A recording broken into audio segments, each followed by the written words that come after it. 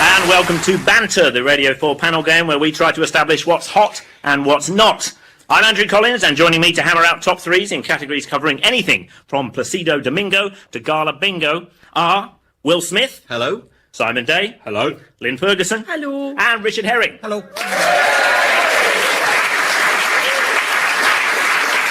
OK, before the show, each of our panellists was given a different category. They were asked to write down their top three for that category and to put their answers into a noisy envelope. And between the rest of us, we'll be trying to come up with top threes for each of these four categories one by one, with points scored for good suggestions, good objections, and for naming any of my personal favourites, at which you will hear this. No running, no bombing, and definitely no petting. So, like Shaw underarm deodorant, let's get the ball rolling with our first top three.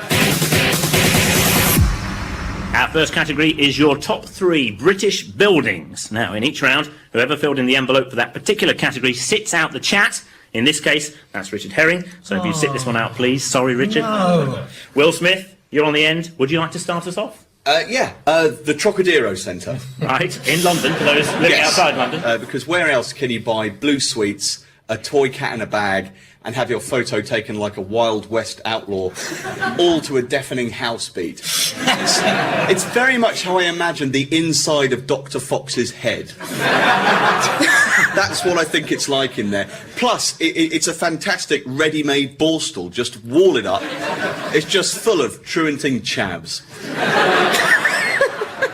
I've got another, St Pancras Station. I think it's genuinely beautiful. It's like an enchanted castle in the middle of London, and I don't think those are real tramps. I think they're ancient custodians from a sect, and they're guarding it until the true and rightful prince comes to claim it, me.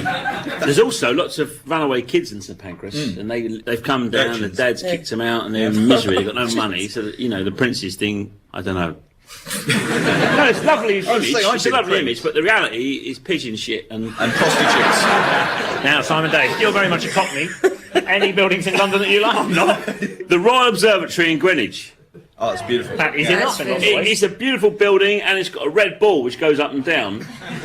So it works as like a giant crazy golf thing from the outside. And it's on a hill. And also, there's a line near it, and you can have 1 foot in yesterday and 1 foot in tomorrow. Hey, just like Radio 2. Very true. These are too good because nobody's disagreeing with these. Obviously, you agree, Lynn, with these choices? I mean, very nice. It's 3 in Britain, isn't it? It's not just in London. Yeah, exactly. Anywhere in Magic. I've got 3. First one is my house. That's my first one because it's got a big fridge in it and really nice bed, and I live there. And it's a bonus. And the second one's my mum and dad's house. That one's in Scotland, and that's because any time could be rolling sausage time. Could be what? Rolling sausage time. What's that? A roll in sausage. Oh, a roll with a sausage in it. I think we said rolling sausage, like some bizarre game where you poke a sausage along. Like cheese rolling. Yeah.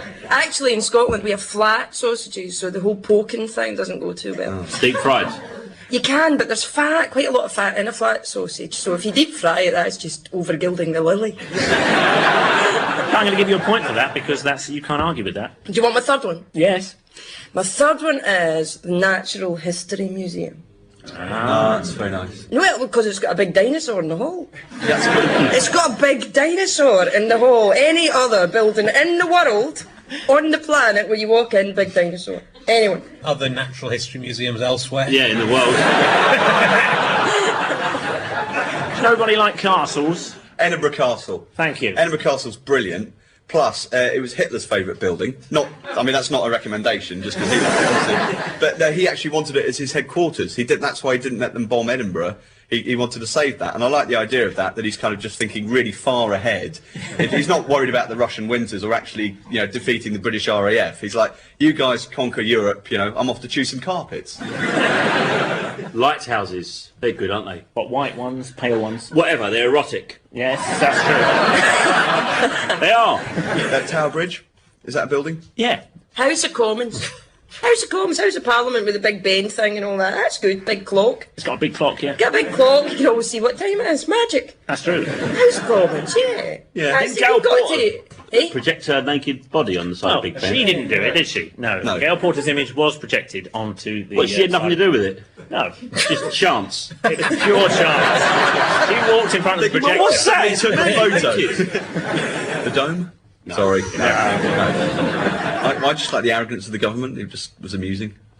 What, just building a big tent? Yeah, and just everyone going, we don't want this, and them going, it'll be great. No, it won't. It's a bit like the current Chris Evans revival. No one wanted it, it's costing too much money, let's forget it. Time's up on this topic, so I'm going to have to ask you for your final top threes. Lynn Ferguson, your top three, remind us. My house, my mum and dad's house, and the Natural History Museum. Thank you very much. Simon Day, your top three. The Royal Observatory, House of Parliament, and St Paul's. St From the Paul's. outside. St Paul's, Yeah. that's a good From idea. the hill. So pretty much sort of looking down onto it. It's very specific, but I like that. Will Smith, your top three. Big Ben, St Pancras, and St Paul's. Right, okay. Big Ben isn't a building. No. What is it? It's the name of the bell inside the St Stephen's Tower. You're not allowed to speak. Yeah. He is. You were the most unpopular boy at your school. Do you know what, Richard? I'm going to give you an extra point for saying that and take one off Will, because he's absolutely right. Oh. It's not a building, it's a great big bit of metal. That Are we a clowns. team? No. Why are we on a table together? Sorry we couldn't get 4 tables.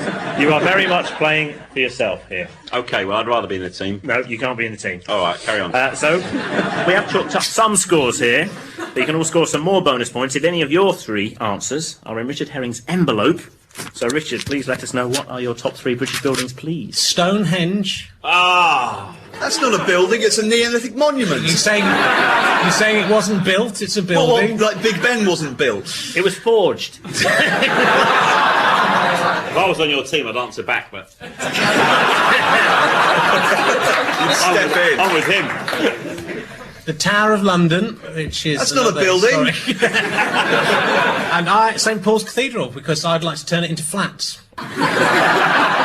Right then, points. Richard, you got 2 points because you had 2 matches, one with Will and one with Simon Day for St Paul, so they both get a point each, which means at the end of round 1, in 4th place, we have Will Smith. 3rd place, we have Simon Day. 2nd place, Lynn Ferguson. And Richard Herring, you are winning.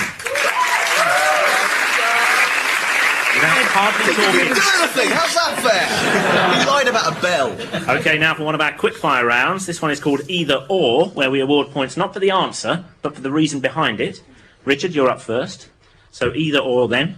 Half full or half empty? Oh, I hate this because it's the same. So it's the same thing. It's meant to say optimistic or pessimistic, isn't it? Whether you say it's half empty or half full, but that's not taking into account what's in the glass. What if it's poison? So, I don't agree. It's the same. It's like saying 6 of one, half a dozen of another. It's the same thing. And that isn't. At least they're different 6 things of different things. Brilliantly explained. Thank you. Yeah, I'll give you 2 points for that, I think. Simon Day. Keith Floyd or Pink Floyd? Well, it has to be Keith Floyd, because although he's around the same age as the members of Pink Floyd, essentially, he was a cheeky chappy. He liked to drink, he cooked lovely food, and at the end of the day, I'd rather have a nice dinner with him than listen to Comfortably Numb. I'll give you a point for doing the non-obvious answer, so well done.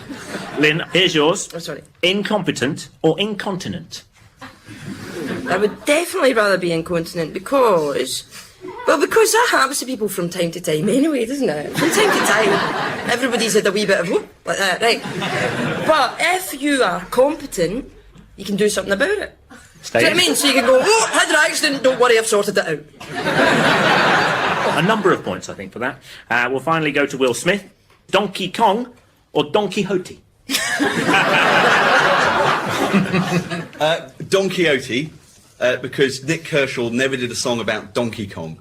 That's true. Yeah? Although Howard Jones did do a B-side about Defender.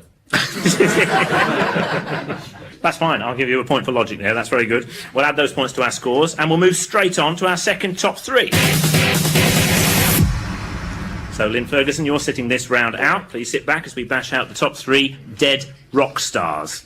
Can you start us off, please? Richard Herring. Are we meant to like their work or the way they died? It's a bit of a... bit of both. I really like Brian Connolly from Sweet, who sadly died of a heart attack. He had more heart attacks supposedly than any living human being had. The final one unfortunately killed him. But Sweet was the first record I ever bought, and I used to, when I was 5, I quite fancied Brian Connolly. Wow. Did you think he was a woman? I did. He had long blonde hair. He was very good looking in those days. Anyone else? Richard, Sid Vicious is the best dead rock star, though. I like it when he put that cake in that woman's face in The Great Rock and Roll Swindle. That for me, he's a proper rock star. In a way, he put a cake in the face of society, didn't he? Well, no. That would have taken too long. So let us go then to Will Smith. Buddy Holly, because I think it's brilliant that there is at least one rock star that, you know, I could maybe have beaten up.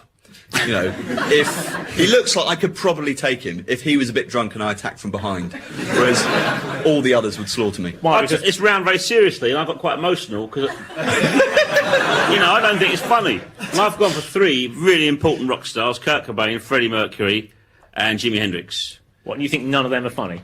Freddie Mercury. Freddie Mercury. Freddie Mercury is the greatest showman of all time. I've left out the 2 drummers, John Bonham and Keith Moon, Yeah. who had both very distinctive, different drumming styles. Drummers have a hard time, though. John Stumpy Pepys. Spinal Tap. Died in a bizarre gardening accident. He's not real. I was actually in a band when I was 16 and the drummer died. In a bizarre gardening No. accident? Richard, can I say, because you get 5 points for getting my favourite dead rock star, you're getting close. Well, that guy in Toto who actually had a very strange gardening accident. I knew it was a guy. That's my favourite dead Jeff rock star, Porcaro. Simon Day. You get 5 points for that. Oh! Can I get a point for naming him Jeff Porcaro because he played drums on the just Dark said him, Straits I on just every said him. You street didn't say his album? name. Thank you. I'll give 2 points Should for have you been for on my getting his team. name. Jeff Porcaro, who drummed with many people, including Toto. He formed Toto. Yeah. And he died in 1982, aged 38, of a bizarre gardening accident. Exactly. It's not very funny, obviously. He put a lot of pesticide down on his lawn and then had an allergic reaction to it and died. My genuine emotional That's hurt not that bizarre.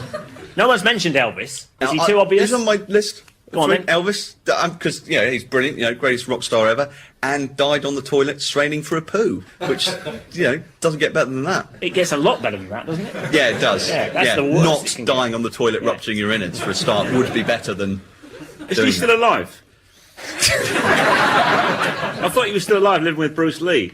His insides were apparently, according to the coroner, impacted with a clay-like substance, which is one of those phrases that you'll never leave you, will it? Yeah, impacted With a clay-like substance. He was beautiful, at the, you know. In his John prime. Lennon is the best dead rock star. That is the correct answer. Why? Why? Because he was the best at being a rock star, and he's dead, so he fulfills both criteria. He wasn't good at weeding out fans, though, was he? No, wasn't good at spotting trouble. So then, let us have our official top 3s. First, you, Will Smith, your top 3 dead rock stars. George Harrison, Freddie Mercury, and Elvis. Okay, Simon Day. I'm trying to think of a Scottish one to get points. Kurt Cobain, Freddie Mercury, Stuart and Addison Jimi from Big Hendrix. Country. Jimi Hendrix. We Jimi Hendrix. Richard Herring. I'll go for John Lennon's, Michael Hutchence, and Brian Connolly. Not Brian Con. I think people thought I meant Brian Yeah, Connolly like before. entertainer, yeah. He's not dead. No. There's no justice in the world. There really isn't. Right then, Lynn Are you Ferguson. ready? You may open your envelope and tell us what your top 3 rock I don't stars know if are. I've done very well, actually. Right. Elvis, best board-like man and other things. Johnny Cash. I'm gutted that nobody mentioned Johnny Cash. Wow. You know, I'm going to have to give you an instant point there just for getting a ripple. Alex Harvey, which is my I knew Scottish you'd one. dig a Scot out. Right, that's an extra 1 point to Lynn Ferguson for matching up with Will. 1 Elvis, so you get a point as well, Will Smith. And that means round 2 leaves us in last place, Richard Herring. Joint second, Simon Day and Will Smith, but in the lead, Lynn Ferguson. Well done to you. Okay, time for another quickfire round. This one's called Simply the Best. And this is where we get the audience involved. So, guests, I'd like all 4 of you to write down your favourite TV Doctor Who, please. As the audience arrived today, we asked them who their favourite TV Doctor Who was. Our guests will score points if their favourite is the same as the overall audience favourite. And I have the figures in front of me. Will Smith, who's your favourite TV Doctor Who? Tom Baker. I can tell you some stories about him. Oh, I've worked with him extensively. Any He still doesn't know who I am. Doesn't recognise me. Anyway, Tom Baker. 2 Tom Bakers. Any particular reason, Simon? Yes, I worked with him extensively. No, he had the right balance of comedy and seriousness, and he was good. He's a good actor. So there's a theme developing here. Let us go then to Lynn Ferguson. Tom Baker. Tom Baker. Do you know why, though? Because he had the best assistant, because he had K9, that dog. If you're going to have an assistant, you want an assistant that's got lasers out its eyes. Who have you got, Richard? Tom Baker. Hey! Maybe it's like blankety blank. We've got a full. So then, I can reveal, in reverse order, third with 7% of the vote, David Tennant, who's only done a Christmas special. With 13% of the vote, John Pertwee. And with 42% of the vote, Tom Baker. Yes.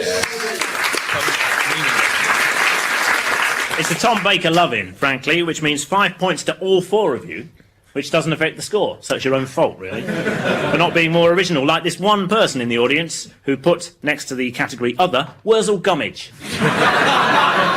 So with that, we move on to our next top three.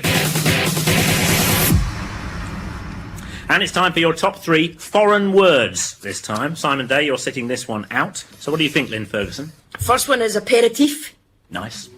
because that's how we describe a set of dentures north of the border. Aperitif. The other one is schnell, schnell. Why is that good? That's got a lot of bad memories for most people. What memories does that have for you?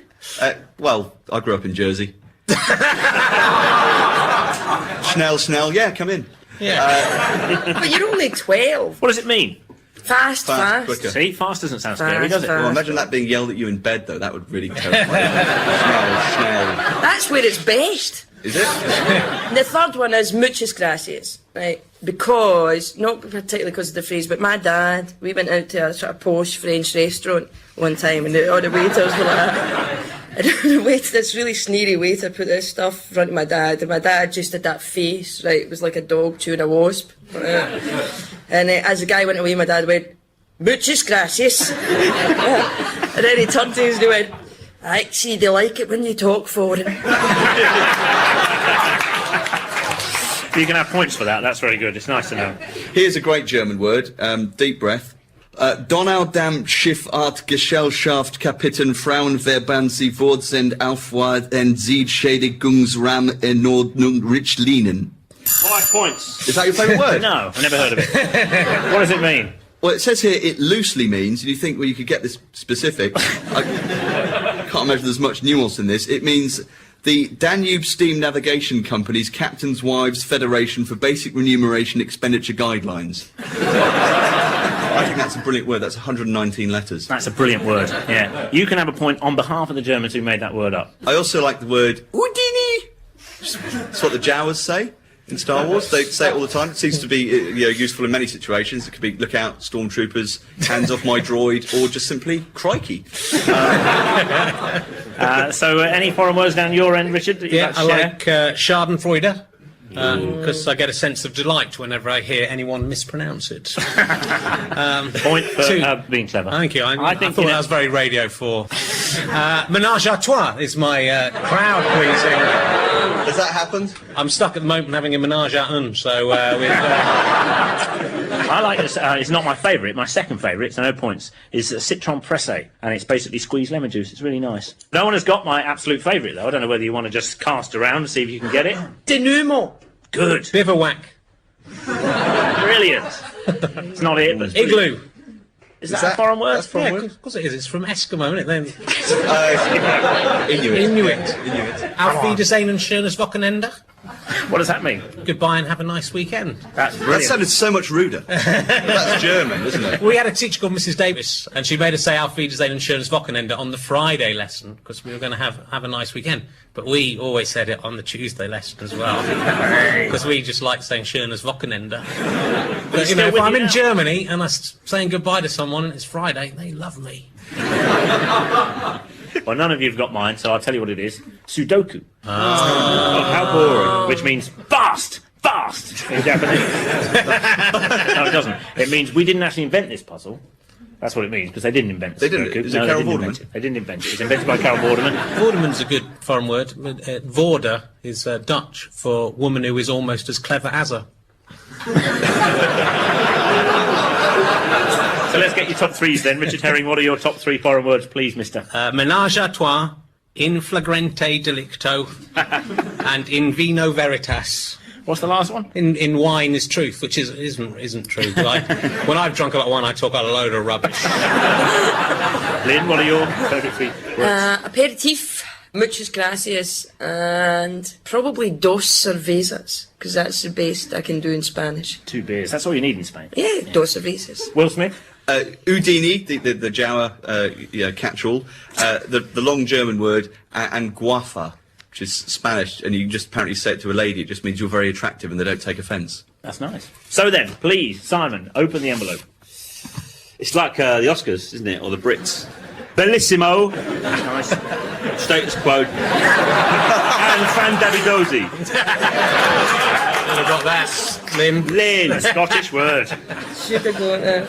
So at the end of that round, no bonus points. We're left with, in joint last place, Richard Herring and Simon Day. In second place, Will Smith. But in the lead, Lynn Ferguson. OK, time for our final quickfire round called Who Would Win? A series of hypothetical bouts of anything from judo to Cluedo.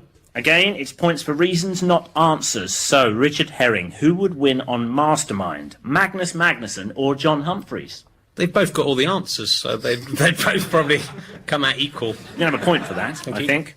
And we'll go to Simon Day now. Who would win on MasterChef? Cheryl Baker or Robin Cook? Well, Robin Cook's no longer with us, but I imagine he might win because I imagine he'd probably be a dab hand with the old Le Creuset. Whereas Cheryl Baker is from Essex, and I imagine she does a lot of boil in the bag stuff. Although I may be doing her a disservice. I'll give you a point for slurring generous. the whole of womankind in Essex. Yeah, well, someone's got to do it. Let's go to Will Smith now. Who would win on Family Fortunes, the Hiltons or the Rockefellers? Assuming that you could get the families together and that they'd be bothered to fly over for the chance to maybe win £6,000. My money would be on the Rockefellers. They probably know more, as whereas the Hilton sisters only know when the fleet's in town. Do you know, I'm going to give you a couple of points for that because that was beautifully said. And finally, Lynn Ferguson. Who would win at Kaplunk? Zoe Ball or Jack Straw? There's not really any point to that game at all, is there? There's a lot It's of a lot more skill. point. There's a lot of skill. It's on straws and marbles. Yeah. Which needle do you pull Do you out? know, maybe I've just missed out in life because I've never really cared. Really don't. That's not the attitude. But nevertheless, I'll give you no points for not caring. Right, we'll add those points to the scores and go straight into our final top 3. Will Smith, you're sitting this one out. The rest of you, we're after your top 3 things that you can wear on your legs. Simon Day, please start us off. Right, Greece, if you're swimming the channel. Brilliant. Which no one really does anymore, and I think the youth should sort of think about a challenge like that rather than beating each other up and photographing it on a phone. And denim, jeans, because so many of my heroes have worn denim. James Dean, Marlon Brando. Shakin' Stevens. Exactly. And lastly, fishnet tights, because I used to fancy a girl who was going out with my mates who had fishnet tights, and nothing ever happened. Lynn Ferguson. Right, this is a shameless point scoring exercise, so I have to think of what he's got in his envelope. Brown corduroy slacks. You could have, bigged my image up at home by saying, leather trousers. Chaps. Yeah. Leather chaps. Socks, suspenders. That's it. They're on your legs, yeah, that's true. Do Yeah, men still wear that's them? what I Do men still wear them? They're only worn in sitcoms by bankers whose trousers fall down. Yeah. Yeah, that's true. That's the only people who ever wear those. Yeah. Richard Herring. Yes. What do you like to wear on your legs, or what do you think are the best things? Well, that's to a wear on your different legs? question. I know it is. Actually, no, it is the same. Stockings and suspenders. Do you like It's great. to wear them? I like legs. 'Cause legs are good on their own, but stockings and suspenders somehow make them better. Doublet and hose. Don't really know what it is, but I think it's those big things like Shakespeare, big puffy pants with tights. I think it is, I think yeah. they should bring those back, and they used to have cod pieces with those as well, which was there was a bit of pizzazz there. I'd like to see that brought back, cod pieces. So you'd have to wear the doublet and hose to go with that. Okay. Cricket pads. I think Will Smith will have chosen cricket pads. I'm confident of that. It's definitely going to be one of. They protect your legs when you're playing a stupid game. Jodhpurs, again, it's quite sexy. Why? I think I like posh women. I think that's what it is. Nobody has picked my favourite leg garment. Bernie Clifton's ostrich legs. Very similar to a doublet and hose. My third Clown favourite. trousers. Brown trousers? No, clown trousers. Clown trousers. Brown trousers. Green trousers. Tights. Trousers is a word in my answer. Is it? Policeman's trousers. Short trousers. No. Hair. A man's hair. I think this might be it. I'm waiting for the bell to go. I like to shave my own legs, stick on the hair of another man. But it's their leg hair of another man. It's not that. Artificial limb. I'm gonna have to A stop peg you. leg like a pirate would No, have. I have to stop you. Policeman's trousers was the closest. I liked it when combat trousers were in fashion, because loads of people who would never fight in a war wore trousers that you would wear in a war. Well, that's your lot, I'm afraid. So for the last time, can I have your top threes, please, starting with Lynn Ferguson? Brown corduroy slacks, chaps, and sock suspenders, just because I love them. Richard Herring? Long johns, cricket pads, and Bernie Clifton's ostrich legs.